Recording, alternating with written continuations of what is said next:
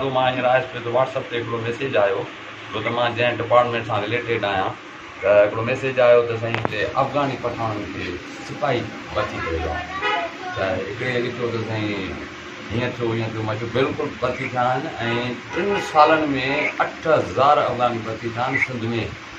जिन लाइ छोकिरनि CM हाउस जे ॿाहिरां कराची में मुज़ाहरा कया पर पोइ मूंखे सम्झ में अचे थो त इनखे एतिरो सीरियस न वरितो वियो ऐं उन वक़्तु मां हिकिड़े कॉलेज में प्रिंसिपल हुउसि training college police training college में त हुते मां पंहिंजो छा त हुते असां हिकिड़ा क्लासिस ठाहींदा हुआ ABC पुणे जो वरी हिकिड़ो नुमाइंदो हूंदो आहे त उहो नुमाइंदो आयो त साईं असांखे 3 सिपाहियुनि खे मोकल खपे छो त सभु सिपाही न ईंदा नुमाइंदो एप्लीकेशन अपियो जो मां पढ़ी उर्दू में लिखियलु हुओ मां यार इहे कंहिं लिखी आहे त चई सिपाही लिखिया मुंहिंजे ॿुधायो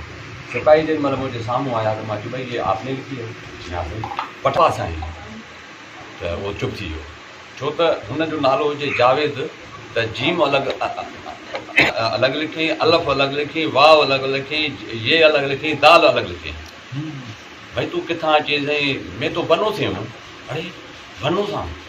बाबा तूं हिते कीअं थो चई बस नौकिरी मिल गई सो छा वॾो हिते जहान पिया हलनि मां अहिड़ी रिपोर्ट ठाहे मोकिली मथे मोकिली ऐं उन वक़्त में जेको इन सॼी सिस्टम जो जेको इंचार्ज हो हिकिड़ो बहितरीनु इंसानु मोतबर माण्हू साईं चइजे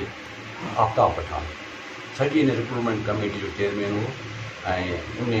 टाइम मां रिक्रूट कयो त साईं हिते 900 माण्हुनि मां 450